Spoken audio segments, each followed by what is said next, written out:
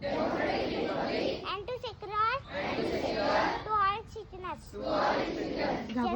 justice, social, economic and political equality of thought, expression, belief, faith and worship, equality of status and of opportunity, and to promote among all fraternity, achieve the dignity of the individual, the dignity in of the nation.